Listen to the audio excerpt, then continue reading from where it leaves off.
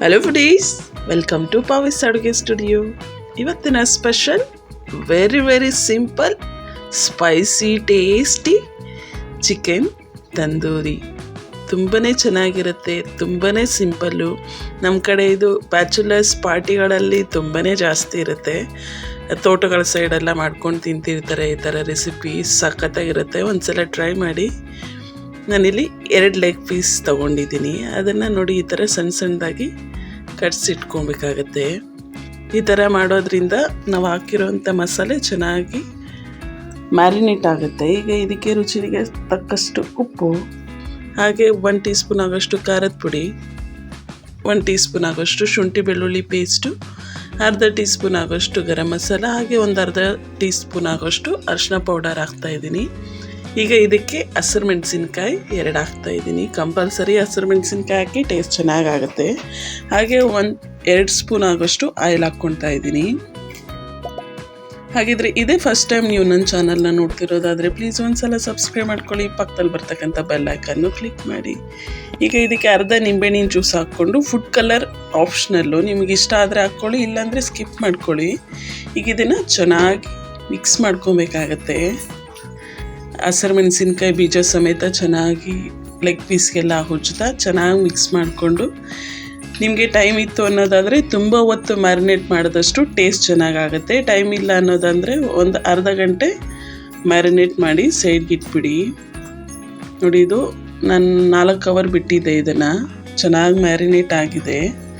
ಈಗ ಒಂದು ತವಾ ಮೇಲೆ 1 ಟೇಬಲ್ ಸ್ಪೂನ್ ಆಗೋಷ್ಟು ಆಯಿಲ್ ಹಾಕ್ಕೊಳ್ತಾ ಇದ್ದೀನಿ. ತುಂಬಾ ಆಯಿಲ್ ಬೇಕಾಗಲ್ಲ ಈ ಒಂದು ರೆಸಿಪಿಗೆ.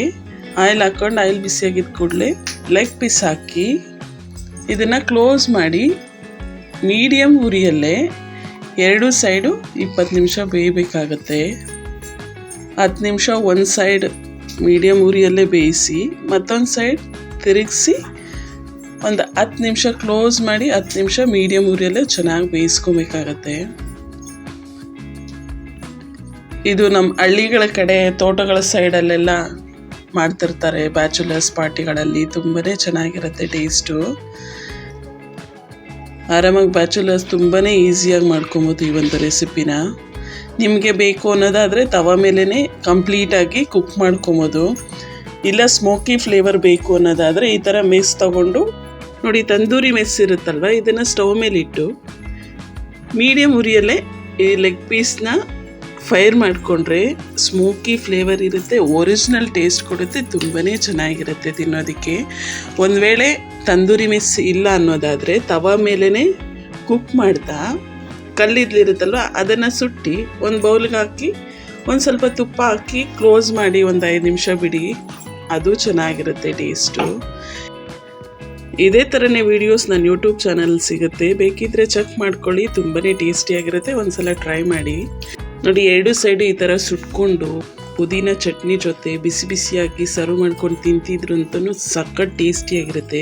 ಹಾಗಿದ್ರೆ ಈ ವಿಡಿಯೋ ಇಷ್ಟ ಆಯಿತಾ? ಇಷ್ಟ ಆದರೆ ಒಂದು ಲೈಕ್ ಕೊಟ್ಟು ನಿಮ್ಮ ಫ್ಯಾಮಿಲಿ ಫ್ರೆಂಡ್ಸ್ಗೆ ಶೇರ್ ಮಾಡಿ. ನೀವು ಇದೇ ಥರನೇ ಟ್ರೈ ಮಾಡಿ, ಟೇಸ್ಟ್ ಹೇಗೆ ಬಂತಂತ ಕಮೆಂಟ್ ಮಾಡಿ. ಆದರೆ ನನ್ನ ಚಾನಲ್ನ ಸಬ್ಸ್ಕ್ರೈಬ್ ಮಾಡ್ಕೊಳ್ಳೋದು ಮಾತ್ರ ಮರಿಬೇಡಿ. ಇನ್ನಷ್ಟು ಈಸಿ ಹಾಗೆ ಸ್ಪೈಸಿ ಸ್ಪೆಷಲ್ ವೀಡಿಯೋಗಳು ನಾನು ನಿಮಗೋಸ್ಕರ ಅಪ್ಲೋಡ್ ಮಾಡ್ತಾ ಇರ್ತೀನಿ. Thank you.